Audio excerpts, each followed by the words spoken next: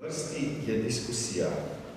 Če lahko spodbujem z omembo radijske oddaje Alenke Krajger-Gregorc še nekaj dopolnim. Zelo pogrešam, da na našem zborovanju se ni prijavil nihče, ki bi uporabil bogato gradivo, ki obstaja na Radiu Ognjišče pri oddaji Moja zgodba, to je menda dostopno, obstaja torej arhiv ustne zgodovine z pričevanji o vojnih in povojnih letih. Hvala lepa. Mogoče se vprašal, kaj tukaj je dr. Konvencičar. Zdaj vprašanje glede teh judov v Italiji. Recimo ta vstop potem, oziroma prestop hiter v katoliško vero, a je bilo to zadostovalo za to, da so pač niso bili preganjeni po raznih zakonih? Lahko javim mikrofon?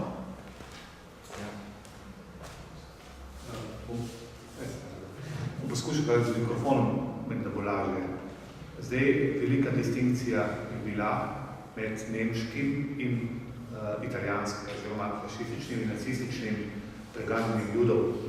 Nedvomno pomeni italijansko kopiranje zakonodaje po letu 1938, preokretnica v tem pomeni vojna v Etiopiji, oziroma napad na Abisinijo italijanski, izločanje Italije v mednarodne skupnosti in posledično približevanje nacistični Nemčiji.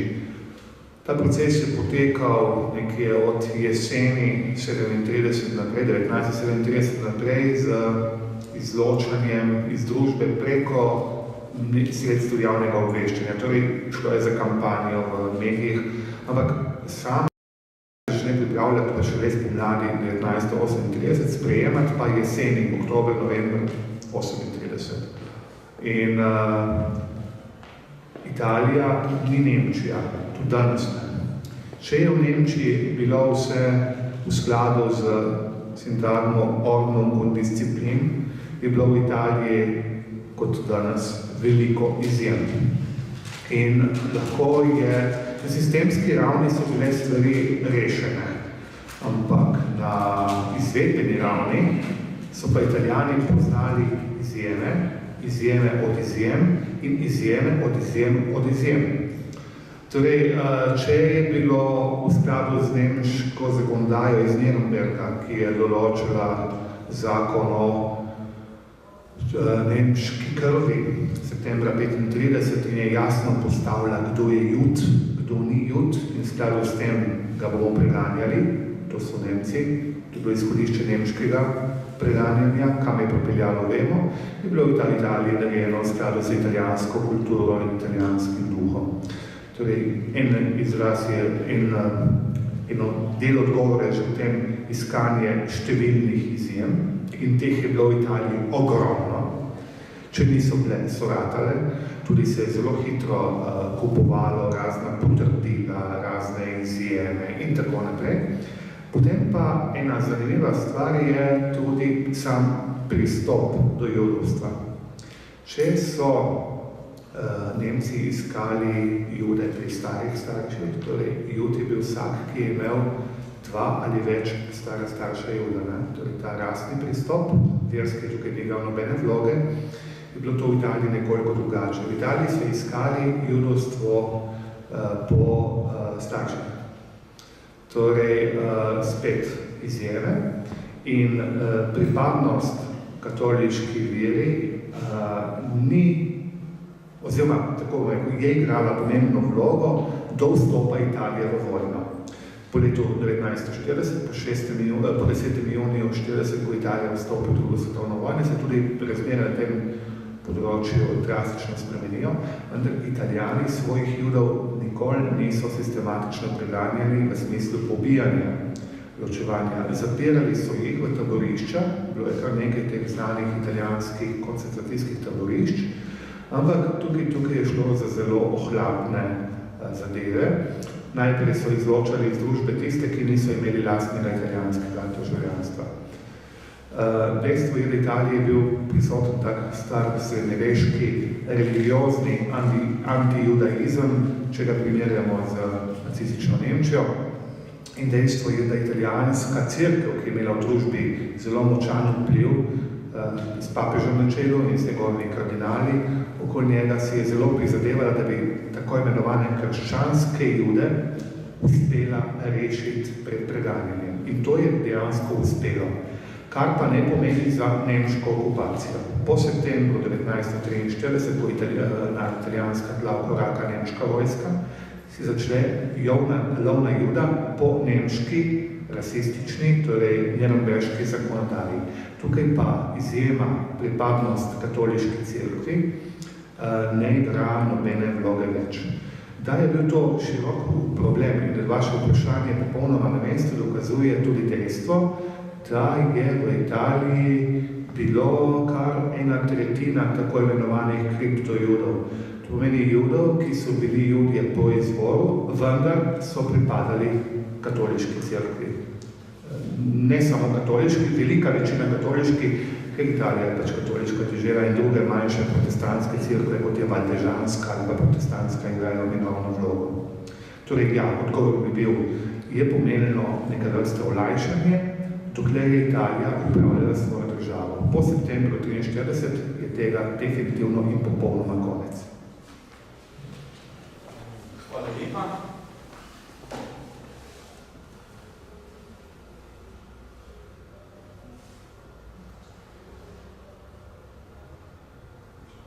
Vas je vznemirilo še kakšno od predstavljenih tem? Mogoče je samo en komentar na tole pač literatu dr. Krajnfalka. Čisto samo ena taka zadeva spominska, namreč oče se spomnil, no, kako se sliša nekdo, ne?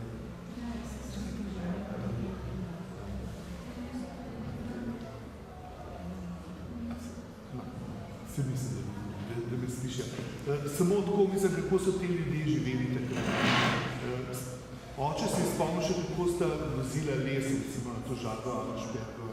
In so te otroci pač bili tam kot vsake drugi otroci, ki so se igrali s tem in te grofe in pač sploh niso bili nobeni taki aristokrati v tem smislu pred kakšnimi leti, ne, so bili res pač taka malo dvigana klinčka držina. Lahko povem podobno situacijo sicer za rudeže oziroma gozdarje.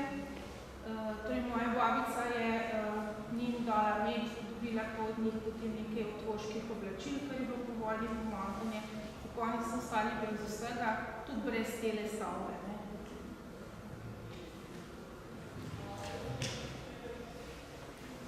Ja. Jaz sem danes stikom. Mislim, glede na to, kaj sem do zdaj izvedel od samih potomcev ali pa tudi od okoličanov, lahko rečem, da so vse ti pripadniki nekdanjega visokega plemstva znotraj svoje družbe še gojili to neko zavest o pripadnosti plemstvu, ne, in so tudi med seboj pravzaprav še tudi po prvi svetovni vojni tako delovali, recimo. Ne. Medtem, ko so do okolice bili pravzaprav zelo odprti, ne, če vprašate recimo domačine, v boju vsi samo hvalospeve peli o tem, kako so bili Auerspergi dobri, kako so bili Barbuti dobri in tako naprej. Tako da je to leto 18, ko je formalno ukinilo plemstvo, dejansko potem pomenilo neko plebeizacijo, če tako lahko rečemo, tudi plemstva.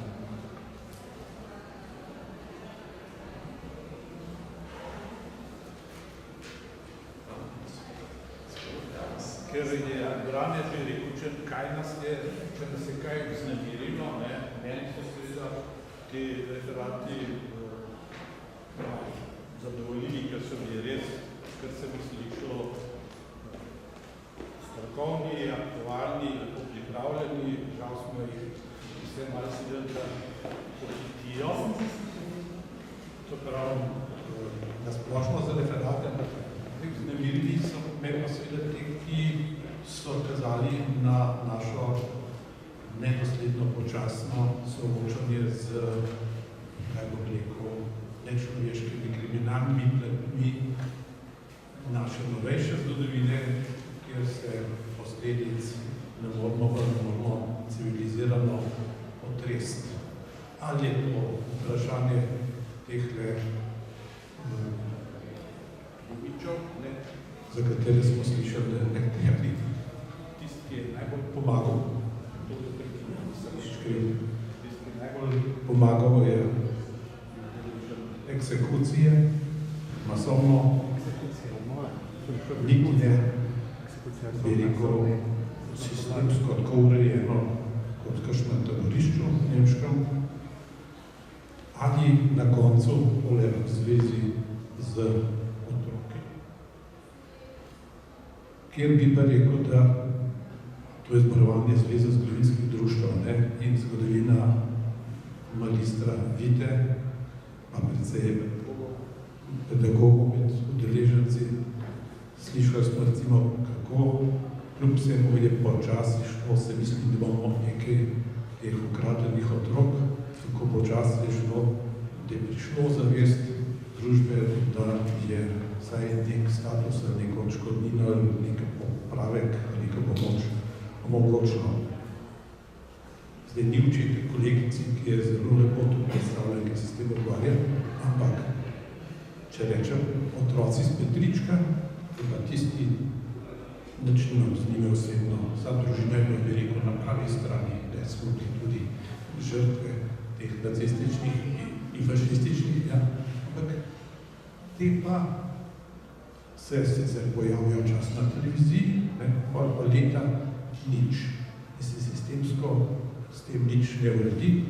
Če pa nekdo reče, da bi bilo treba otroke romske, ki jih izkopljajo, ne nakopati, navest, ne vem, Mitje Ferenca, Dežmana, ki ste iskalca kosti, pa bi bolj civilizirano okopati v Ljubljani, se pa mirno sprejme, da ne, da zoki pa tega ne pusti. In vse te organizacije, mi smo profesionalni zgodovinari, nekaj se pa s to socialno, pa to psiho-socialno ukvarjajo, opnemijo. Nimam predloga, lahko bil predlog, da zbrvanje sprejme poziv, da tem skupinam, ki so bili naštete, da se ne nekako oddolži, uredi, lahko ne, lahko rečemo, ki pa so novinari, ki bodo to prenesli v javnost, se ustavi. Hvala lepa tudi za odpiranje pogledov, ki še čakajo na podrobnejšo obdelavo, saj temu je bila namenjena tudi moja pripomba, opozorilo na arhiv pri Radiu Ognjišče in aktivnosti pri moji zgodbi. Čas se nam sicer že izteka, kosilo nas kliče, vendar za ključno besedo je še vedno čas. Jaz bi se res veliko, sem eden od ukradenih otrok. Vi ste govorili o Petričkovih otrocih, da, torej jaz mislim, da je to bil čas, kjer se je v Celju pri Petričku zbiralo te otroke, ki so jih iz Teharja spravili v ta dom. Jaz sem bil pa v domu, ko sem prišel iz Lagra, eno leto predstavljam se svoji mami, ki je umrla, sem šel na kmetijo s svojim sorodnikom in potem v dom na Dobrno pri Celju, mladinski dom Mihe Pinterja. Na tistem domu, na mladinskem domu so bili tudi otroci Petrička. Tega nikoli ni noben omenil. Mislim, to se dela nek razdor. Mi, partizanski otroci, pa otroci narodnih izdajalcev, smo bili skupaj in spravljeni. To spravo so uničili zdaj. Mi se imamo zastrati, ne vi, ki ste bili za nami. In ne veste o teh stvarih praktično nič. Mi smo preživeli skupaj in smo se odlično razumeli, tudi država je skrbela za te otroke. Ravno tako smo topili isti koruzni duš, kot partizanski in drugi otroci. Mi sploh nismo poznali razlike. Sploh ni bilo nobene razlike. Med najboljšimi prijatelji so mi starši bili partizani zaradi izdaje, imen ne bom navajal, ker so še ti otroci živi. So bila med najboljši prijatelji. Bila so v isti sobi, spala, jedla za isto mizo, hodila v isti razred. Moj sošolc. Nikdar ni bilo nobenega špetelja okrog tega. Moji so pa te, tvoji so pa te. To so umetno ustvarili zdaj. V tej novi domovini, ki je pa zame ni čisto prava. Hvala lepa. Hvala lepa vam za osebno pričevanje, ki nas spodbuja k sodelovanju. Nas pa seveda opozarja, da ne smemo zamolčati, spregledati kakšnih drobnih zgodb in spodbuja k boljšemu življenju v slovenski domovini, ki bo imela razčiščene tudi poglede za nazaj, čeprav ne bodo vedno se povezali, temveč da ima vsaka zgodba pravico biti povedana. Hvala lepa vam za udeležbo in diskusijo. Sedaj sledi daljši